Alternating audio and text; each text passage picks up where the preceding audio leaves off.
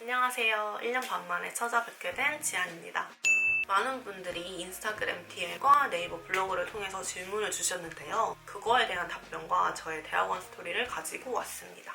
일단 제일 많이 받은 질문이 학비가 얼마인가요? 였는데요. 저는 유학원을 통해서 대학원 준비를 하게 되었고 유학원비는 따로 안 냈지만 학금에 어느 정도 영향을 줬는지는 잘 모르겠지만 총 19,800유로 정도가 들었어요. 유학원을 통하지 않고 들어가면 더 쌀 수도 있고 아니면 유학원과 대학교 간의 그런 프로모션 기간에 등록을 하게 되시면 더 싸게 입학하실 수 있고 일단 저는 프로모션 이런 거 따로 없었고 제가 쓴 서류들이 이 대학교에서 원하는 방향으로 쓴 것인지 등에 대한 수정을 받기도 했고 언제 무슨 서류를 내야 하고 언제 어떤 것들을 준비해야 되는지 등등을 도움을 받았어요.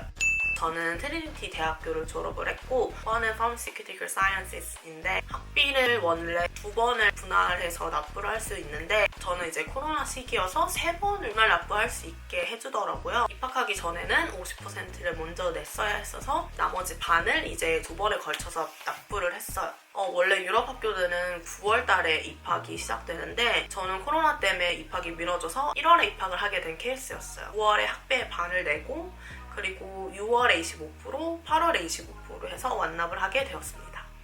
대학원 어플라이 서류 조건은 자기소개서, 학업 계획서, 졸업증명서, 그리고 추천서 2장, 저는 교수님 추천서를 받았고요. 영어 점수가 필요하고 그리고 추가 서류는 저는 CV를 냈어요. 이런 게 다 통과가 되면 이제 제가 지원한 대학교의 교수님과 이제 인터뷰를 붙게 됩니다. 그리고 학업 정도가 어느 정도인지 궁금해하시는 분들도 계시더라고요. 그리고 제 영어 실력이 어느 정도였는지 어느 정도의 영어 실력이 필요한지에 대한 질문을 받았는데요. 일단 학업 정도는 저는 한국의 석사와는 조금 다르다는 느낌을 받았어요. 이과 계열 기준. 한국에서 석사를 하지 않았지만 제가 아는 바로는 예를 들어 제가 대학교 화학과를 졸업했다 하면은 석사는 모기화학이나 유기화학 등 더 자세한 학과에 대해서 전공 교수님 밑으로 이제 들어가서 실험실에 들어가서 실험을 하고 논문을 쓰고 더 자세히 배우고 연구하는 그런 식이라면 이제 제가 졸업한 트리니티는 좀 학사 과정 같은 느낌을 받았어요. 왜냐하면 실험실에 소속되는 것이 아니라 그냥 학기별로 나누어진 과목들에 대한 수업을 듣고 과제를 내고 시험을 보고 그랬어요. 과목들을 제가 말씀드리자면 1학기 때는 이런 것들을 배웠고요. 실험 과목이 하나가 있었고 2학기 때는 논문을 쓰고 3학기 때는 이러한 과목들이 있었고 미니 프로젝트라는 실험 과목이 하나가 더 있었습니다. 그래서 이런 과목들을 보시면 알겠지만 약간 약학에 대해서 전체적으로 다루는 느낌이 들었어요. 물론 이거는 저의 과에 국한된 개인적인 견해입니다.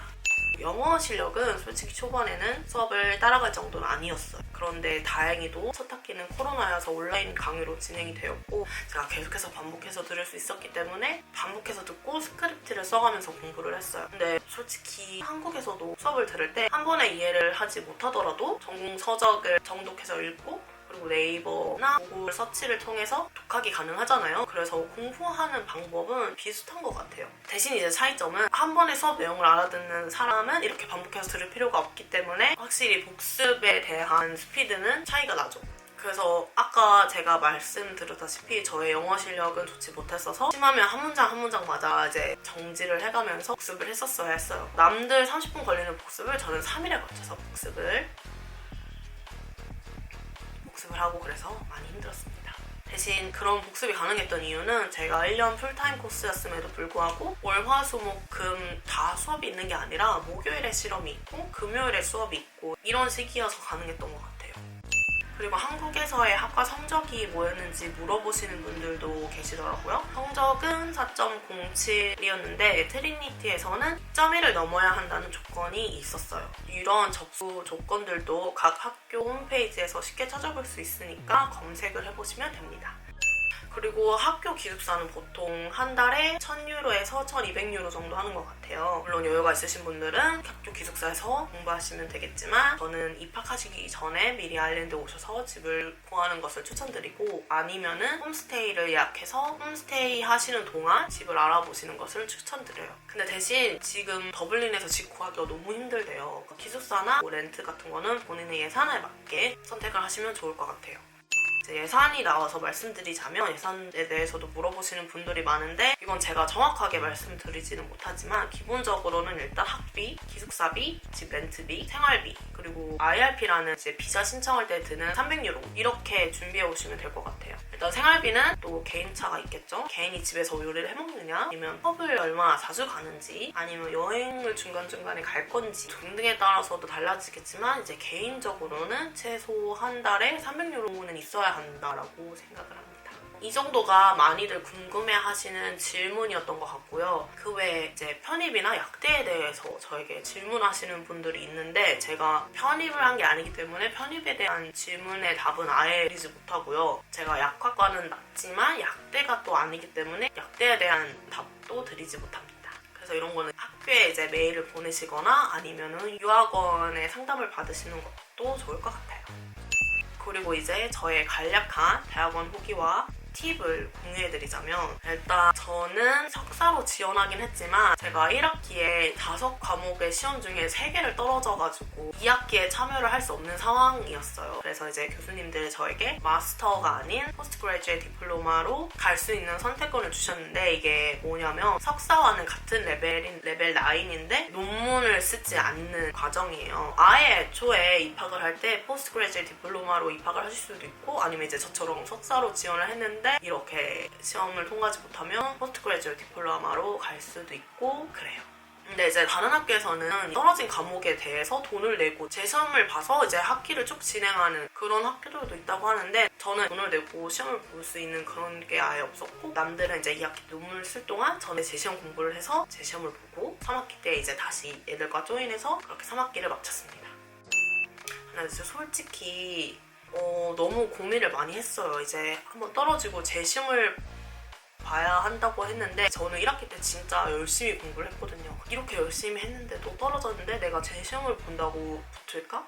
제 시험해서 붙는다고 해도 3학기는 새로운 내용에 대해서 다시 또 공부하고 복습해야 되는데 내가 따라가서 졸업을 할 수 있을까? 이런 걱정이 너무 많이 들더라고요. 그래서 이거를 해야 될지 말아야 될지 너무 고민도 많이 하고 막 울고 한국에 가고 싶다 막 난리를 치고 그랬었는데 제가 다시 제 시험을 봐야겠다고 결심한 계기가 일단 제가 대학원에 들어오기 전에 어떤 마음으로 이제 제가 입학을 하게 됐냐면 솔직히 그때 당시에는 졸업할 거라는 기대보다 돈 시간 날리더라도 1년 한번 도전을 해보자 약간 이런 느낌이었어서 그래 처음에 각오가 이거였지 일단 1년은 열심히 해보자 라고 다시 마음을 잡고 공부를 다시 시작을 하게 되었죠. 근데 진짜 너무 힘들었어요. 그래서 논문을 못 쓴 게 아쉽기는 하지만 다행히 제가 원했던 비자 스탬프 원지를 받을 수 있게 되었어요. 블로그에서도 언급을 하긴 했지만 팁을 몇 가지 드리자면 저는 30살에 대학원을 들어간 거기 때문에 체력이 제가 생각하던 저의 대학생 시절에 나와 너무 다르더라고요. 대학생 때는 계속 밤새서 공부해도 괜찮았고 밤새서 공부하고 다음날에 시험을 봐도 괜찮았지만 30살에 저는 과제 때문에 조금만 늦게 자도 한 4시에 자도 다음날에 너무 피곤하고 공부에 집중을 할 수가 없고 공부를 할 수가 없겠더라고요. 그래서 좀 체력을 많이 길러오시는 것을 추천드려요. 복습할 건 많은데 체력이 안 떨어지니까 힘들더라고요. 왜냐면 제가 중간에 이걸 깨닫고 이제 운동을 해야겠다 하고 운동을 했는데 이제 운동한 다음 날에는 이제 너무 힘들어가지고 또 공부가 안 되더라고요. 그래서 이거를 이겨내고 계속해서 운동을 해야 체력이 길러지는 거잖아요. 근데 이걸 기를 시간이 없이 저는 복습을 계속 했어야 했기 때문에 그냥 저는 저질 체력인 상태로 어떻게 공부를 해서 졸업을 하게 되었어요.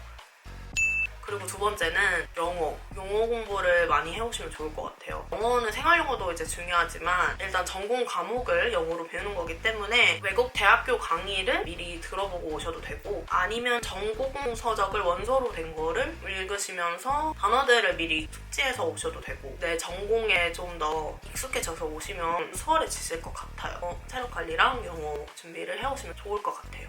그리고 저희 학과 시험 스타일이 에세이 스타일이어서 제가 원래 에세이 스타일에 약하기도 하고 영어를 못해서 첫 학기 시험에 떨어진 것 같아요. 그래서 제 시험하는 과정 동안 에세이 스타일에 익숙해지려고 에세이 형식으로 답을 내는 연습을 하기도 하고 PPT를 반복해서 보고 강의를 반복해서 듣고 하다 보니까 이때 영어가 좀 늘어서 3학기 때는 잘 들리긴 하더라고요. 그렇게 해서 저는 이번 연도 3월에 졸업을 했고 취업도 하게 되었습니다. 취업에 관한 썰은 제가 나중에 영상을 만들어서 찾아뵙겠습니다. 도움이 되셨으면 좋겠습니다.